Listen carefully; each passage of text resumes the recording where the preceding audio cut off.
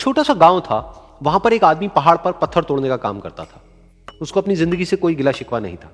पूरा दिन वो काम करता, मेहनत करता, दिन के एंड में जो थोड़ा बहुत पैसा मिलता वो जा करके अपने परिवार के साथ में थोड़ा सा टाइम स्पेंड करता और चैन से सो जाता। तो एक दिन रोज की तरह वो अपना काम खत्म करके अपने घर की तरफ जा रहा था, तो रास्ते में चलते चलते उसके मन में ख्याल आया कि ये भी कोई जिंदगी है कि सुबह से शाम तक मैं पत्थर तोड़ने का काम करता हूं और एंड में मेरे को थोड़े से पैसे मिलते हैं, जिसमें मुश्किल से मेरा और मेरे परिवार का गुजारा हो पाता है। काश कुछ ऐसा हो जाए कि कहीं से मुझे कोई ऐसी शक्ति मिल जाए कि जो भी मैं चाहता हूं वो सच हो जाए। वो अपने घर पर गया, उसने खाना खाया, लेकिन उसका ध्यान खाने की तरफ नहीं था। उसके दिमाग में यही ख्याल चल रहा था। उसके बाद में वो यही सोचते सोचते सो गया। फिर नींद आने के कुछ देर बाद उसको एक सपना आया। सपने में उसने देखा कि रोज की तरह वो अपना काम खत्म करके अपने घर लौट रहा था। रास्ते में उसने एक बहुत ही बड़ा घर देखा और उसके मन में आया कि काश ये घर मेरा होता और मैं इसका मालिक होता।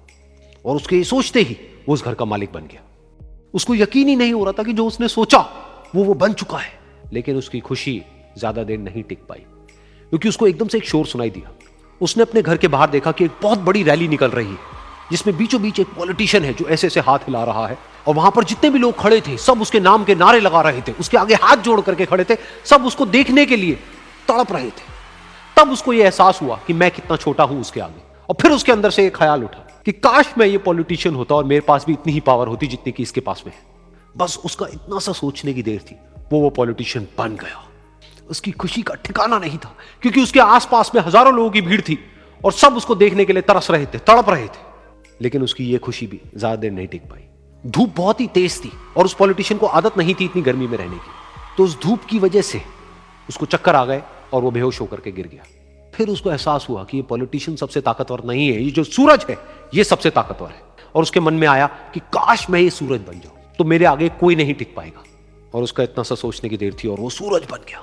और वो खुशी से पागल हो गया, क्योंकि पूरी दुनिया को वो ही रोशन कर रहा था और पूरी दुनिया में ऐसा कोई नहीं था जो कि उसकी रोशनी को रोक सके।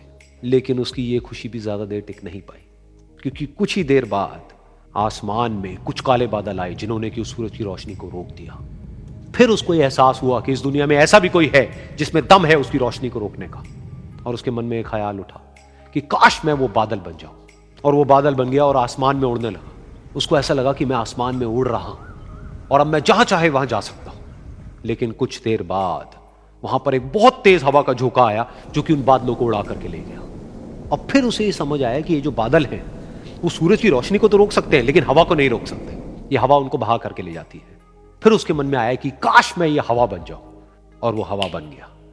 हवा बनने के बाद में उसको अपने अंदर एक अलग ही ऊर्जा का अनुभव हुआ। वो चाहे तो आराम से बहता और चाहे तो आंधी बन करके, तूफान बन करके, जिसको भी चाहे उड़ा करके ले जाता। उसको ये विश्वास होने ही लगा था कि इस दुनिया में सबसे ज्यादा शक्तिशाली मैं हूं। लेकिन तभी उसके सामने आया एक पहाड़।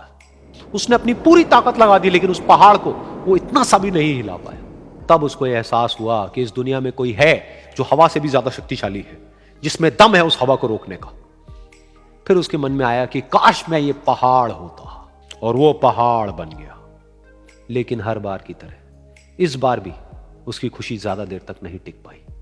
उसको एक जानी पहचानी सी आवाज सुनाई दी और साथ ही साथ उसको दर्द होने लगा, जैसे कि कोई है जो उसको तोड़ रहा है, उसको मार रहा है।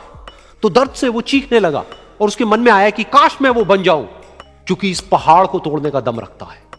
लेकिन इस बार उसकी एक ख्वाहिश पूरी नहीं हुई। वो रोने लगा, चीखने लगा, चिल्लाने लगा। उसने अपनी पूरी जान लगा दी, लेकिन इस बार वो नहीं बन पाया।